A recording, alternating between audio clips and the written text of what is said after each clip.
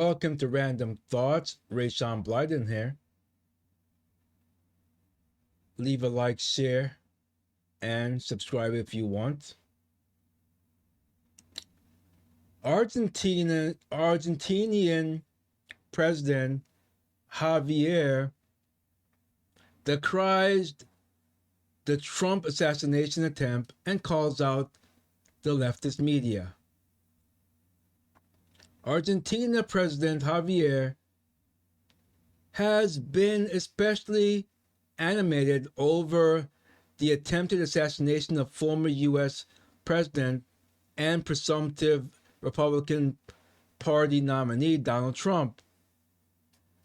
As a controversial leader himself who has transformed the face of his nation and upended the deeply embedded corruption and bureaucracy that has eaten at the fabric of Argentina, he knows all too well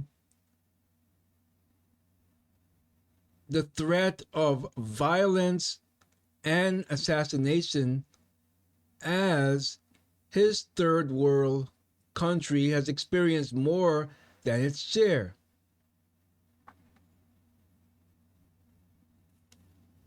He said is in the midst of implementing sweeping economic reforms and dismantling his own deep state by eliminating bureaucracies. This is what Vivek wants to do if he was president. And I'm hoping, again, you can't pick a Rubio type because it will embolden them to try to get the job done next time and actually kill the president. So he needs another America First guy that's going to pick up the mantle, and they're not going to try this again. If you pick like a Mark Rubio, yeah, that's not going to help matters. But let's get back to the article. It says he eliminated his bureaucracies and corruption that have bankrupted Argentina for decades. And Trump has been a vocal ally and a promised partner to him should Trump attain another term to U.S. president.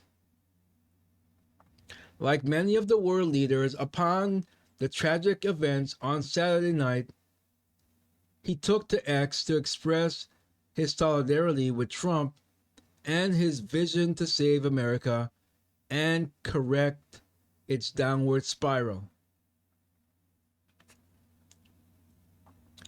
And I can't read what it says here. It's not in English, so I can't understand what he tweeted there.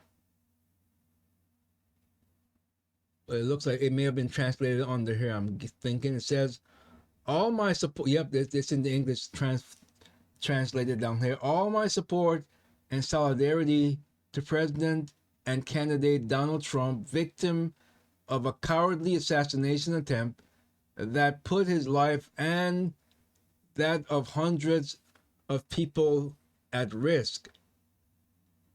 The desperation of the international left is not surprising, as today it sees its harmful ideology expire and is willing to destabilize democracies and promote violence to screw itself into power.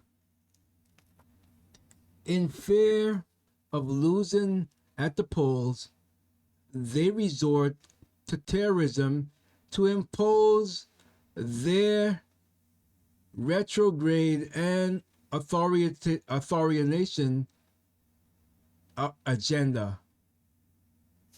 I hope for a speedy recovery of President Trump and that the elections in the United States are held fairly, peacefully, and democratically.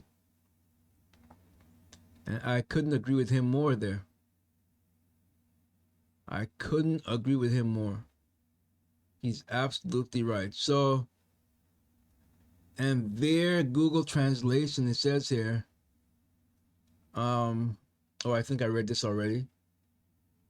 Yeah, I did read that already. So, in another post, he responds to a repost of MSNBC video of Clary McCloskey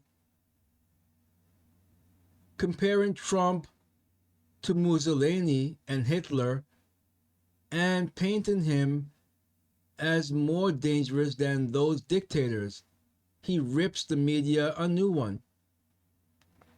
So let's find the English translation here. Well, first, let's listen to what the witch said. I don't even know if I want to play it because she's part of the problem. She's part of the problem. But let's listen to it. We can't duck our heads in the sand. This is what they did. Let's get to draw similarities between Mussolini and Hitler and the use of the terminology like vermin and the drive that those men had towards autocracy and dictatorship.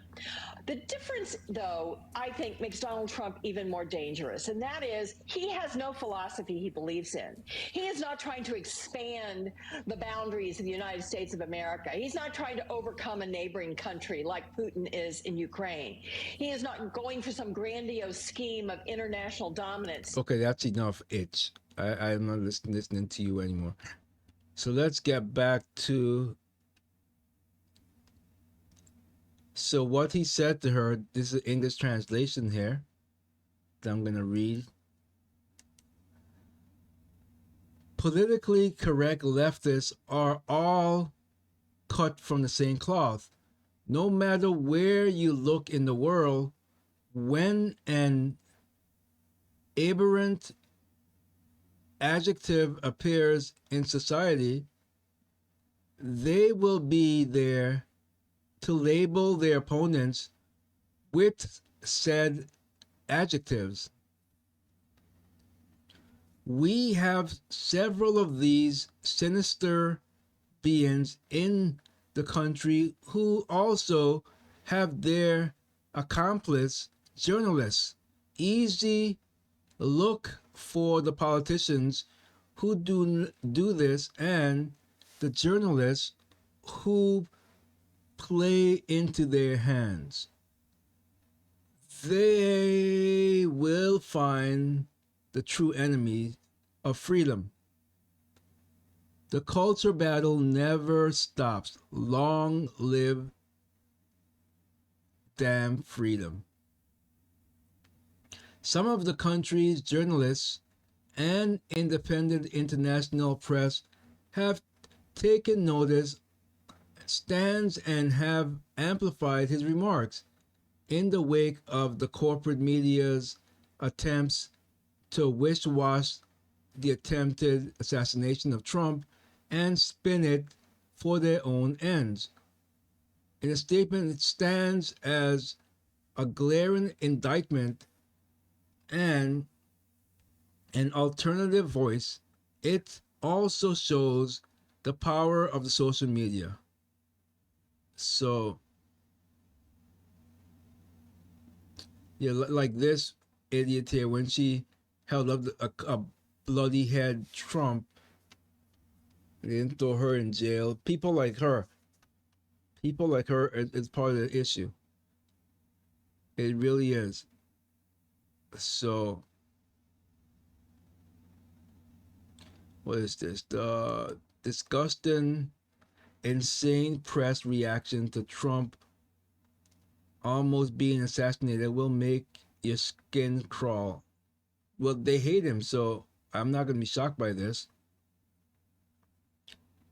CNN Jamie Gangel attacks Trump for saying fight, fight, fight after someone tried to murder him. Really attacking him for that?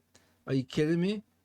Literally, she complains about what he did 5 seconds after he was shot.